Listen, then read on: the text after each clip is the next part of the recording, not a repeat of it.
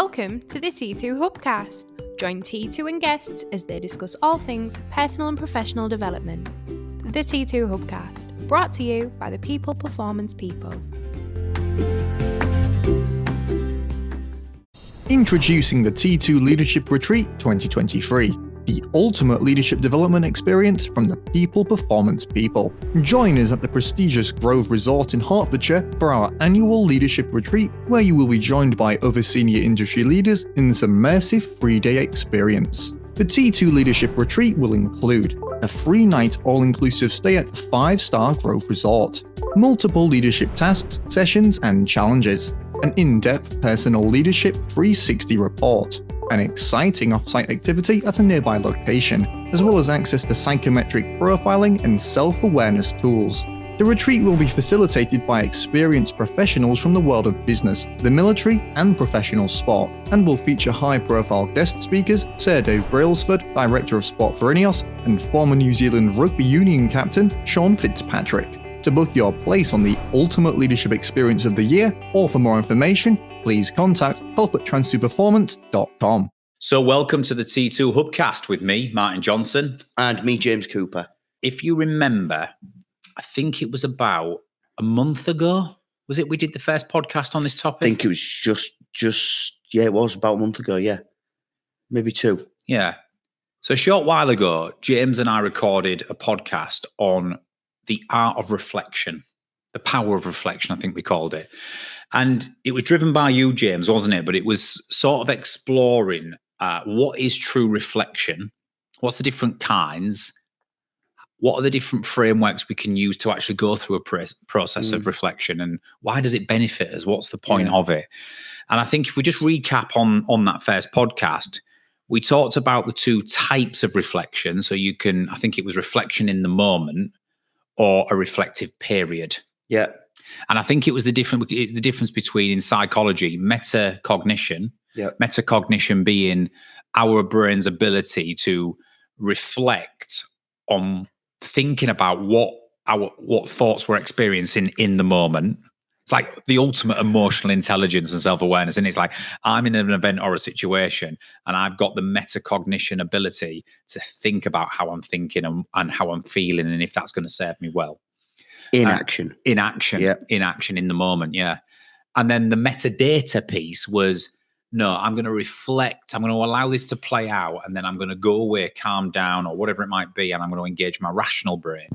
And I'm going to then find some data and evidence and replay things back logically to try and then reflect back on action. Yeah. Which was more of the reflective period. Yeah. You then talked about some different, like Kolb and there was a couple of others that you mentioned, models that you use for reflection or that people can use. And then we just talked about it's so powerful to be a reflective person, because if you're going to grow and demonstrate a growth mindset and you're going to adjust going forward and adapt, then that's a massive part of the process. So this podcast, we've sort of said, right, well, what happens in the aftermath of reflection? What are the different avenues you can go down? What are the results, the outcomes that can happen as a result of that? And you've been doing a bit of work, haven't you, James, which is like, right, we've got 7 or 8 buckets of after a reflective period. Depends on what you're reflecting on, you can go down different paths. Yeah, and obviously this is limitless.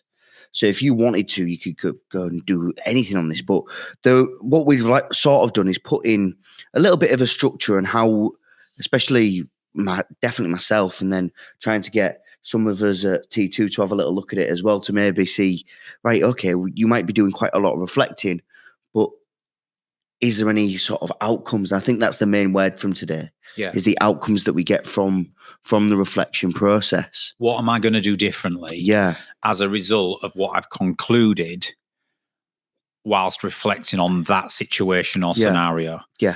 So you've done a little bit of a flow chart. Let's take them one by one. I think there's 7 streams here. 7 in total. 7 in total. So but like you say, it could be limitless streams, but let's just do the big 7. Yeah. So the big 7 scenarios you will reflect on and the flow process to drive an outcome. So the first one is what you're calling communities of practice. What do you mean by that? So communities of practice is really people that are doing the same roles or similar roles in similar environments, and you basically can bounce ideas off each other. And it can be really good to see what best practice looks like, or if you are putting a process in place, it's about, well, how do we work? And then just go forward from the communities of practice being, look, the number of people that are involved in it could be as many people that's needed. So a real life example of this, James, would be I'm a director of a company. Yeah. And I have a team meeting and something happens and it doesn't go as well as I'd like it to. Okay. I get a bit of resistance from my teams. I maybe don't deal with it very well. And in the aftermath, I then reflect on that metadata, right? I try and reflect on what happened and how it went. And what you're saying here is the outcome of that reflection could be that I go to my communities of practice, which might be a fellow director of another company, and say, listen, let me bounce this off you. I had this team meeting. This is what happened. It didn't go well. What's your thoughts? 100%. So they might go, well, from what I'm hearing and what you're telling me, the way we do things is like this, and that stops or prevents that from happening. That's it. So the communities of practice is an outcome of reflection that says, I've got to go and find some best practice from like-minded people or peers. Definitely. Which might help me avoid this happening again in the future. And I think when we talk about that and actually look at who's in the room, so who do you surround yourself with when you are putting these ideas together or putting in a new process or whatever it is, but the people that are on maybe the same level or maybe even not even level really, but the same experience wise, or they've got different experiences. That they've got some experience or some thing that you go, I would value your input on this for these reasons. And that can be, but communities of practices, after reflection, one of the outcomes could be that I go and seek some clarity and answers and guidance from other people who may have faced this situation or have certain levels of experience. And then just to sort of say, well, okay, some of the questions that we might ask then is, how do you work? So how does that work for us? How does that work for you?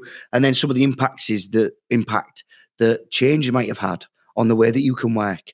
And then, excuse me, when I talk to you then, Martin, if I say, well, what can I learn from you? And in your head, you maybe reflect on that question alone through the communities of practice and say, Martin, I get you. I've come to you for some advice. What can I learn from you? And then also flipping the coin again is, well, what can you learn from me? Yeah.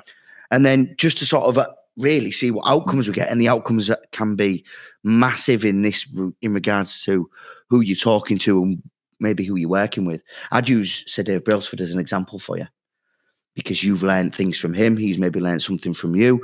And then obviously you've come together at some point to actually put some workings together. It's like a peer mentorship, isn't it? Correct. We're mentoring each other at a peer level because we've got like-minded experiences and things in common. And whatever's caused me to reflect has caused me to come to you for guidance and advice. But as we get engaging, you're probably going to learn from me as well. Yeah. Even me bringing this problem to you, you're learning from, because if ever you encounter it in the future, we've had this discussion. Yeah. Got you. So two things that we was talking about was mentoring or monitoring. So how maybe you look at things and how it may be working, and how do we work together? Can I give you something else to then push that a little bit further forward as well? But it's all within that communities of practice. Cool. Let's keep this flowing because we've got 6 to get through. And Tom, don't forget to give us the 5-minute warning on the half an hour around the thing. So the second stream, if you like, after reflection is critical friendship group. So communities of practice is where we go to peers and like-minded people who share our experiences. But I guess critical friendship groups speak for itself. After a period of reflecting on anything that's impacted us, sometimes soundboarding things with your nearest and dearest is a good thing. Definitely. In all walks of life where I've been within my career, is not having people there that you can give the information to. And this isn't blowing smoke up people. This isn't necessarily the nicest of friendships and, we're going to be really nice. This is you picking a subject, you picking the people that are there and going, look, this affects you, this affects me. We're in it together, but we are eliciting feedback. So we basically give ourselves the opportunity and say, on this forum, whatever the agreed forum, whatever the agreed communication is, this is how we're going to do it. And then these are the topics we're going to cover. And then as a consequence of doing that is that this is now, how does this impact the way that we work? Yeah. And I think the criteria for choosing these critical friendship groups is very simple. It's the people who have your best interest at heart, even when you're wrong. Yeah.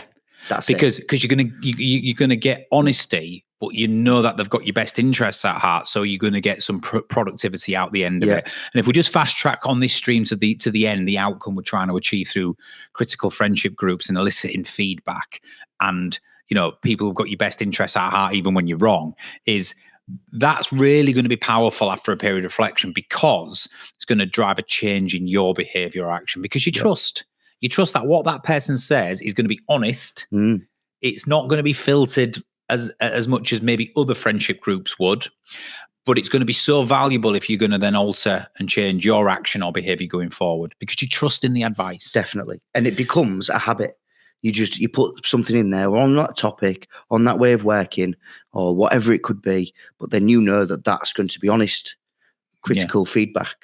Okay, so the first two streams are communities of practice and critical friendship groups. They're like people you go to at the end of reflection. This one's slightly different in the third one. You've put smooth decision making. What do you mean by that? So smooth decision making really becomes a point where we can actually get to a stage of seeing the river, if you like, and knowing that if there is some bumps in the road, we can make decisions a lot quicker or more effectively, to then not be in a situation where we're being knocked out the boat, if you like. We're in positions and we've got the headspace to say, look, this is the process I'm going to follow. Can I identify the challenges and some of those bumps in the road? And then who, what, and when do I need to be saying these things or having these communications? So if you've come out of a period of reflection because something's bitten you, or you've got a bump in the road, or something's not gone smoothly, what you're saying is one of the third stream that can come out of that is it's going to allow you to go forward and apply smooth decision making in terms of going, this is going to happen again. This ain't going to be easy. Yeah. But instead of reacting like I have this time, i.e. something happened, felt uncomfortable, then I've reflected, I want to avoid this by getting ahead of the game. Definitely. And that'll take you to the outcomes of, we can almost foresee bumps and challenges. And put in a plan of action and make sure we're prepared. It's the how, rather than having to reflect every single time something goes wrong. And making the same mistakes. And then that leads on to the impact. So who is it going to impact? Is it just going to impact you? Is it going to impact the people that you lead? Is it going to impact the people that are even above, peers, whatever it is? Is it going to be personal? Is it your home life? That work-life balance, which we see loads of people making conscious decisions on, I'm going to say no to that. If I'm saying yes to this, I'm saying no to that. Which links into the fourth stream, which is risk reduction. So smooth decision making is about decisions I'm going to make along the way because I want to avoid the bumps in the road. But this is intrinsically linked, because the risk reduction thing is, right, if I can reduce the amount of bumps in the road, you can foresee it. Then actually it's going to filter into the other one. So risk reduction is about identifying risk, who's at risk, what carries a risk, what do I control versus what I don't control. And that allows you then to eliminate those bumps in the road, if you like. In ideal scenario, we can get rid of the risk altogether, or we can actually put in a little bit of a structure to say we're going to manage that this way. Because we can see it. Now, the next stream I'm interested in, really interested in, the fifth one, it's what can come out of a situation that triggers a period of reflection where you want to do something differently, can actually send you down this stream, which is enhancing some form of creation or innovation. So it's actually where you go, right, what I've reflected on means that if I just get a bit more creative or innovative with something, then actually that's going to really benefit me going forward.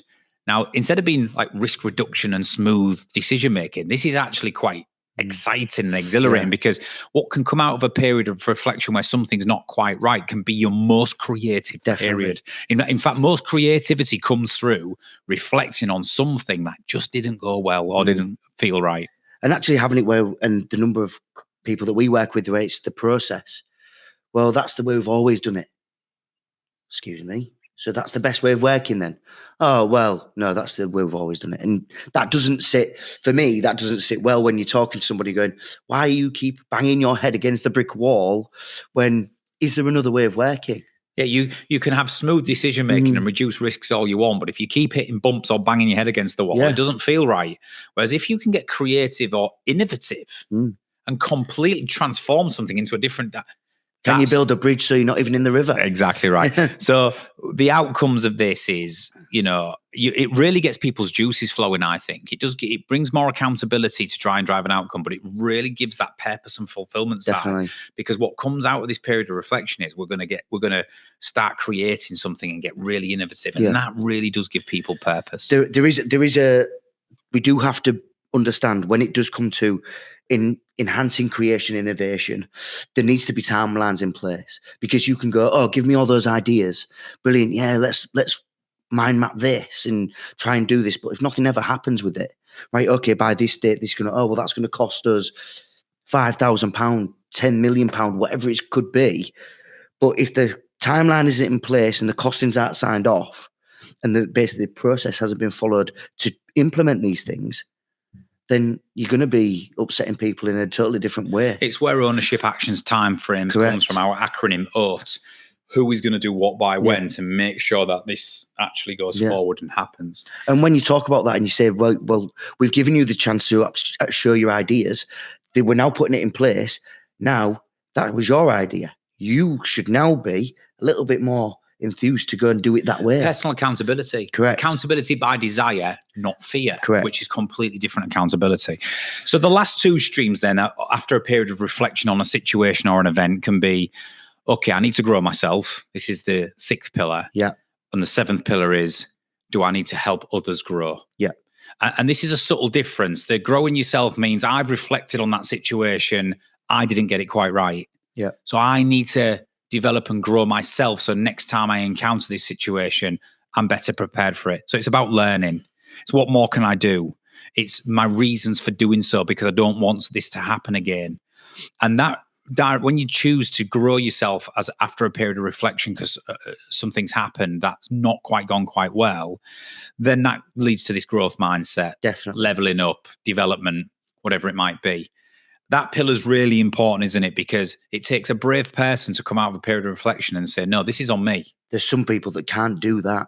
Some people won't put that. And this is why I'm doing these two in a one of the 6th and 7th, because the different path, the different stream between I need to grow myself out of this, or I need to help others grow. The amount of people who go, I've reflected on that situation and I need to help others grow because it was their doing. Yeah. And sometimes they get that wrong. Because actually you're eliminating yourself from that. Sometimes it's legitimate, but the point being is I would bundle these two together, James. And the reason I'd bundle them together is because of every situation that you encounter which doesn't go well, there will be an element of it that's you and an element that's the people around you. So if we bundle them together and say, right, if I go down these streams together and say, what do I need to do differently to learn and grow myself? And how can I help others around me have the same understanding and grow? I think that's where it's going to happen. And then fundamentally, for one of the outcomes is you are going to receive feedback. You have to receive the feedback, because there's no point you sending somebody on a course or some form of exercise and saying, well, I didn't even want to do that. Because that's a different, there's no point, because they're not bought into it. But really, if you think about it, you increasing your team and everybody in that team, their own competencies. Yeah, it's good stuff. So let's just recap, because it's fast and frenetic. Yeah. Right? There are 7 streams. There's lots more, but the 7 streams we focus on when it comes out of the power of reflection, i.e. the ability to reflect on a situation or an event that might not have gone so well. Yeah. Number 1, communities of practice. Let's go and find like-minded peers and understand what we can do differently. Number 2, critical friendship groups, people who we know have our best interests at heart, even when we're wrong. Let's see if we can find some answers. Number 3, smooth decision making. 4 is risk reduction. 5 is enhanced creation and innovation, in terms of we're going to create something new to avoid this. And I've put 6 and 7 together, which is either you got to grow yourself or grow others, or let's do it as one so we can learn and be better next time. that I think is about enough for this one. We've got 2 podcasts now. If you didn't catch the first one, go back and catch it. Power of reflection. The power of reflection. This one will go post-reflection process. Okay. What is the post-reflection process many people go through? And I think the 2 of them together will form quite a good series. Yeah. James Cooper, thank you very much. Very welcome. And we'll be back shortly with another T2 Hubcast.